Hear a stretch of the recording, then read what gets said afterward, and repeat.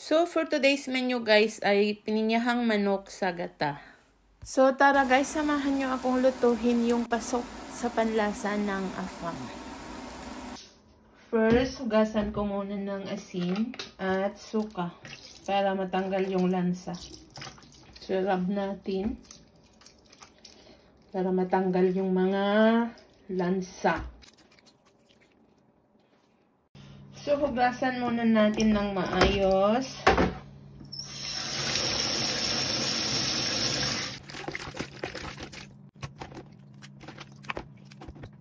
I-marinate natin sa juice ng pinya, light soy sauce, paminta, chicken powder,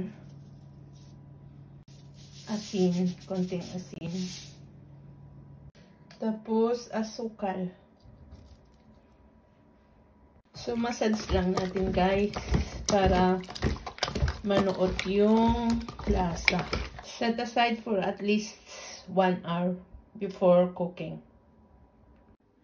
So, sa pininyahang manok natin sa gata, gagamit tayo ng ginger, garlic, green chili, red bell pepper, onion, tomatoes, carrots, and potatoes, then the pineapple. So, magpainit na tayo ng kawali guys. Then, maglagay na rin tayo ng konting mantika para iprito muna natin ang carrots at patatas. Sa ating carrots, hinihiwa ko ng paganito para may konting korte sa ating menu. Parang triangle siya. Tapos, sa patatas naman, parang ganyan. Para ding para triangle. Para hindi plain tingnan. Ganyan guys.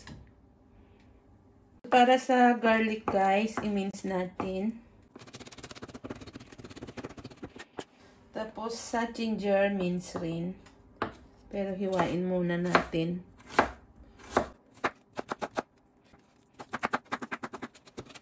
Hiwain rin ng maliliit, mince.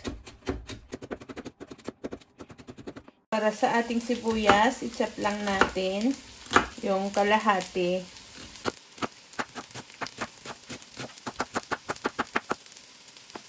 Then sa kalahati naman, hiwain lang ng parang triangle din. Ganyan. Then, para sa kamatis, i-chop rin lang natin. Tanggalin natin yung nasa gitna.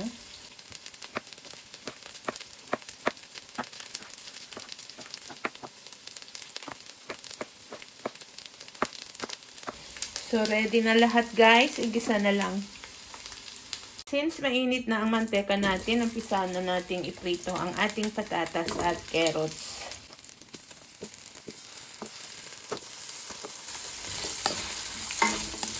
I-stir lang natin guys hanggang mag-iba yung kulay, mag-translucent lang.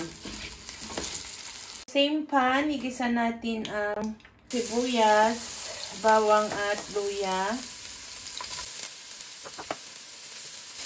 Igisa natin hanggang lumabas ang aroma.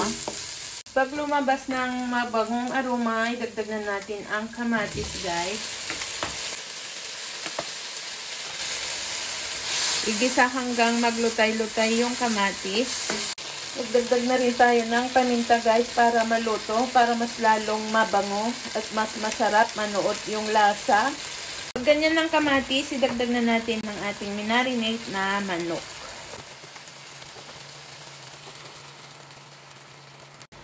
So, igisa natin guys at takpan mamaya at hayaang mag-evaporate yung sabaw. So, hayaan lang ganyan guys. Then, takpan. Then, we add our pineapple, fried potatoes, and carrots. So, i-stir lang natin guys. Idagdag na natin yung sabaw ng pinya na pinagmarinatan natin sa manok at ang gata ng nyog. So, para sa pampalasa guys, maglagay tayo ng asin. Then, chicken powder. So, idagdag na rin natin dito ang Green chili, red pepper, and yung onion na hiniwa natin ng pa-triangle. And, ituloy natin ang pagluto ng another 5 minutes. Then, okay na. So, after 5 minutes, guys, okay na yung pininyahan nating manok sa gata. Hanguin na natin. Then, serve while it is hot.